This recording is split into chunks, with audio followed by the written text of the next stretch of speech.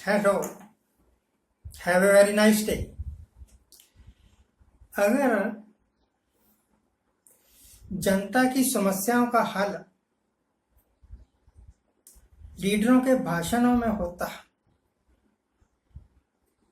तो अब तक पिछले 70 साल में हिंदुस्तान में कोई समस्या ही नहीं रहनी थी। लेक्चर नेहरू के जमाने से देख रहा हूं मैं, हर एक लीडर भाषण देता है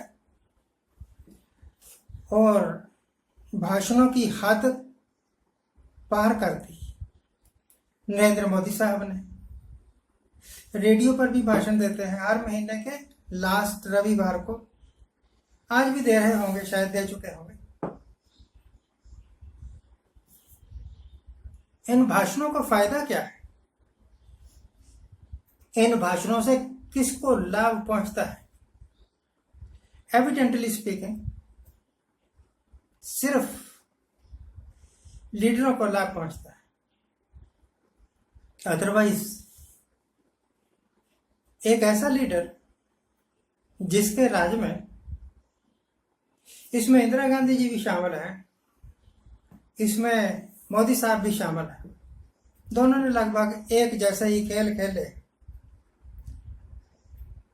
एक बार असम में इलेक्शन हुए थे बंदूक की नाली के जोर पर। जिसने 500 वोटें भी प्राप्त कर ली वो भी जीत गया।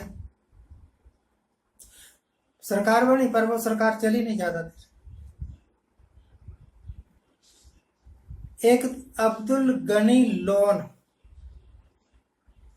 कश्मीर में होते थे, वो कुछ देर के लिए वहां के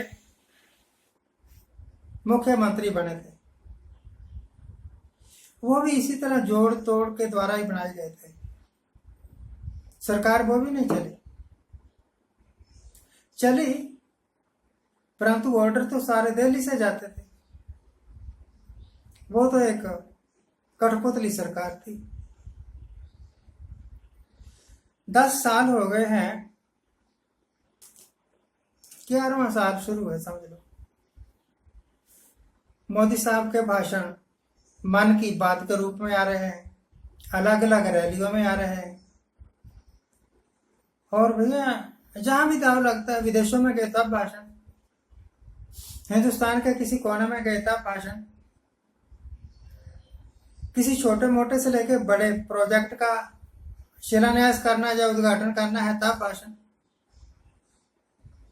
इन भाषणों से मिला क्या? सबको एक जैसे ही प्रसाद मिला हुआ है। कईयों का प्रसाद दिख जाता है, कईयों का दिखता नहीं। जैसे आम आदमी बड़ा जुगाड़ करके छोटी मोटी एक कार खरीदता है 2, 2.5, 3 लाख की। फिर वो डेयर नहीं करता कि यहां से लेके दिल्ली तक अपनी कार में जाऊं, टैक्स इतना ज्यादा है कि बस में जाना सस्ता पड़ेगा उसको कार की बदौलत। हर 50 किलोमीटर के ऊपर बैठे हैं भाई लोग, टोल टैक्स के नाम पर लूट रहे हैं।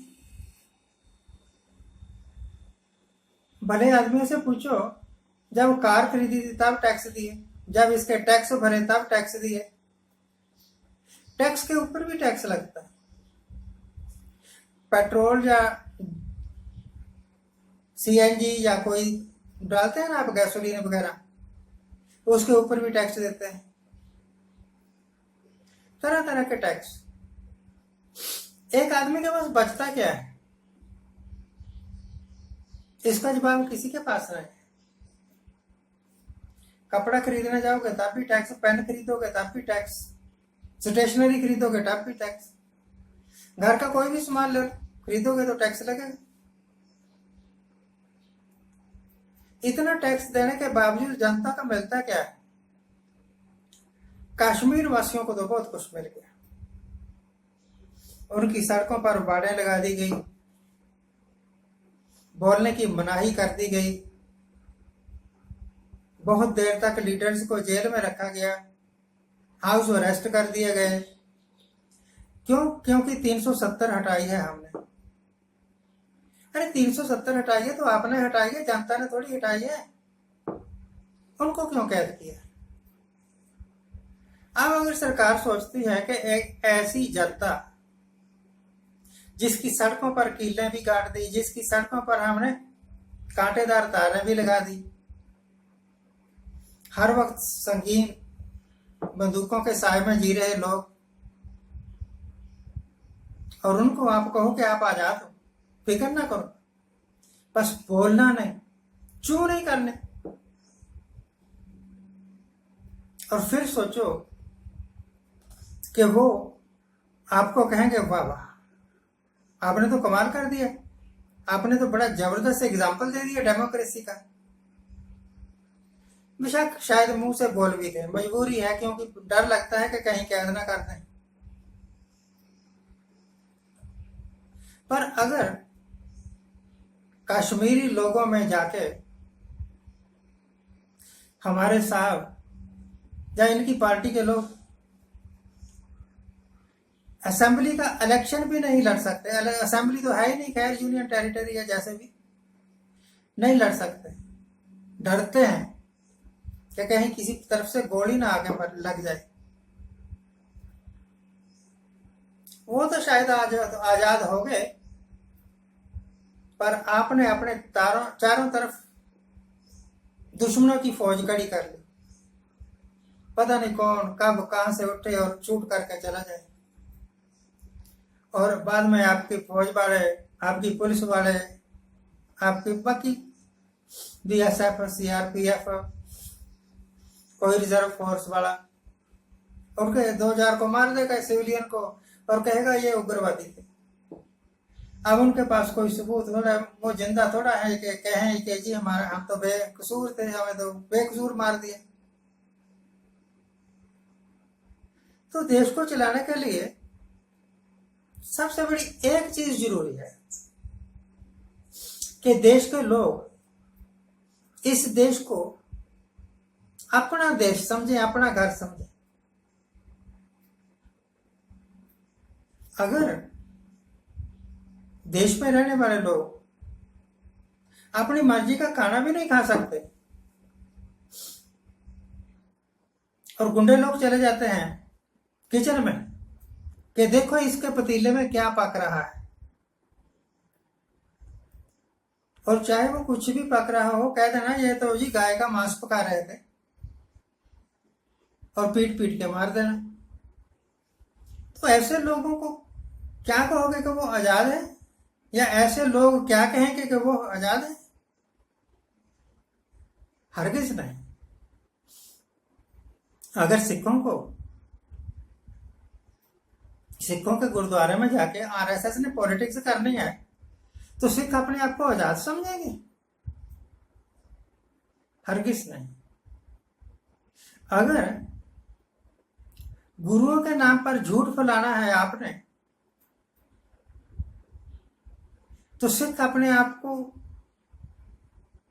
ये समझेंगे कि वो एक आजाद मुल्क में रहते हैं? यही हाल क्रिश्चियंस का है, यही हाल सिखों का है, यही हाल मुसलमानों का है, और जो माइनॉरिटी में रहते हैं, बेशक वो हिंदू ही हैं, वो भी अपने आप को हिंदुस्तान का बाशिंदा नहीं मानते।